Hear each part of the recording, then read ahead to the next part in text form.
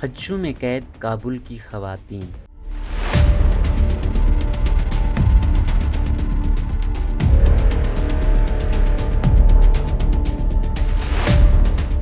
کابل سے صحافی لکھتی ہیں کہ کابل صرف افغانستان کا دارالحکومت ہی نہیں بلکہ ملک میں رہنے والی تمام قومیتوں کا گڑھ بھی ہے۔ جب اطراف میں حالات خراب ہوتے ہیں، کابل میں رہنے والے خود بخود محتاط ہو جاتے ہیں۔ امریکہ کے اچانک انخلا کی خبروں نے شہر کو متاثر کیا ہے اور عوامی سطح پر تشویش بڑھنے لگی کہ کہیں طالبان کابل تک نہ پہنچ جائیں۔ ماضی میں شہر کابل پہ کیا ستم نہیں ڈھائے گئے، جنگ، دہشت گردی، ٹارگٹ کلنگ، کورونا، اور اب لوگوں کا طالبان سے خوف دوبارہ دن بدن بڑھنے لگا ہے۔ اس خوف میں خواتین سب سے زیادہ مبتلا ہیں۔ طالبان نے اطراف میں جتنے بھی علاقوں پر قبضہ کیا ان پر وہی پرانے قانون نافذ کرنا شروع کر دیے ہیں۔ مردوں کو داڑھی اور خواتین کو برقع اوڑھنے کا عندیہ دے دیا۔ کابل کی خواتین کا مزاج اور مسائل اطراف کی خواتین سے یکسر مختلف ہیں۔ ایک تو گاؤں کی خواتین ویسے ہی گھر سے باہر نوکری نہیں کرتی، دوسرا ان پر پردے کی پابندی ہمیشہ سے عائد رہی ہے۔ لیکن کابل کی خواتین زیادہ تر اعلیٰ تعلیم یافتہ، فیشنیبل اور ورکنگ وومن ہیں۔ طالبان دور میں یہی خواتین نقل مکانی پہ مجبور ہوئیں اور اب دوبارہ ہجرت کا سوچنا ان کے لیے ناممکن ہے۔ اس وقت زیادہ تر ورکنگ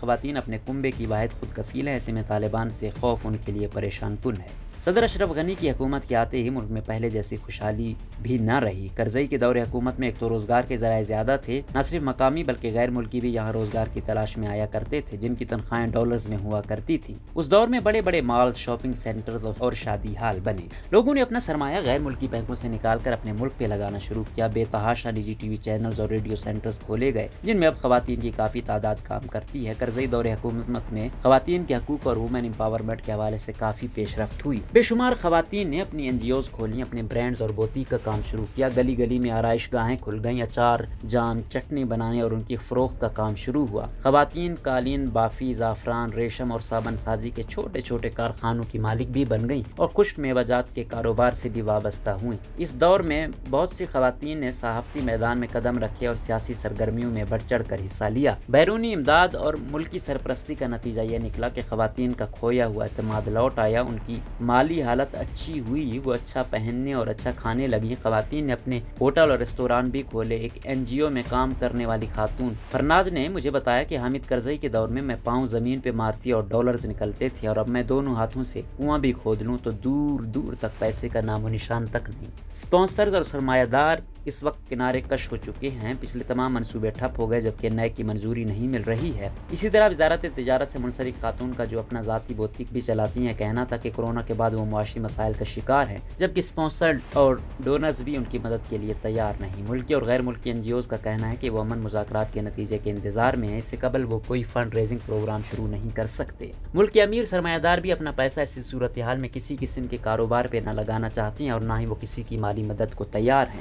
وہ بزنس وومین جو کبھی ڈالرز میں کماتی تھیں اب قرض دار ہو چکی ہیں۔ اس وقت خواتین میں بے روزگاری کی شرح بھی بڑھ رہی ہے۔ اب خواتین میں مہنگے لباس پہننے کا رجحان بھی ختم ہو رہا ہے۔ گاہکوں کا کہنا ہے کہ وہ روٹی خریدیں یا کپڑا۔ کابل میں ایک اور مسئلہ مسلسل لوڈ شیڈنگ کا بھی ہے، جس کی وجہ سے درزی بند ہوتے جا رہے ہیں۔ وہ ہاتھ پہ ہاتھ رکھے بجلی آنے کا انتظار کرتے ہیں۔ جو دفاتر جنریٹر یا سولر سسٹم کی سکت نہیں رکھتے ان کا کام زیادہ متاثر ہوا ہے۔ بجلی مسلسل 10 یا 12 گھنٹے نہیں ہوتی اور جب آتی ہے تو 2-4 گھنٹے بعد پھر چلی جاتی ہے۔ گیس 30 افغانی سے بڑھ کر 80 افغانی ہو چکے، ایسے میں لوگ کھائیں کیا اور پکائیں کیا۔ ڈالر کی قیمت خبروں کی شہ سرخیوں کے ساتھ کبھی بڑھ جاتی ہے اور کبھی یکدم گھٹ جاتی ہے۔ سب کے کان امن کی خبر سننے کو بےتاب ہیں۔ اگر امن مذاکرات کامیاب ہو جاتے ہیں تو سبھی سرمایہ دار اپنا پیسہ لگانے کے لیے ایک بار پھر تیار ہو جائیں گے۔ کابل میں غربت کی شرح روز بروز بڑھتے ہی بھکاریوں کی تعداد میں بھی بظاہر اضافہ ہوا ہے، جن میں خواتین کی تعداد پہلے کی نسبت زیادہ ہے۔ ایک عمر رسیدہ خاتون بی بی حاجی نے بتایا کہ اگر طالبان آ گئے تو آج تندور کے سامنے روٹی مانگنے والی خواتین کی تعداد 3 ہے تو تب 30 ہو جائے گی۔ ایسے میں افغانستان خاص کر کابل کی خواتین کے مسائل کے حل کے لیے نہ تو حکومت سرپرستی کر رہی ہے، نہ ہی طالبان کی جانب سے یقین دہانی کرائی گئی ہے کہ ان کا رویہ ماضی جیسا نہیں ہوگا۔ کہتے ہیں کہ خوف موت کو نہیں ٹال سکتا مگر زندگی منجمد ضرور کر دیتا ہے۔ یہی جمود کابل کی بعض خواتین کو ڈپریشن کا شکار کر رہا ہے۔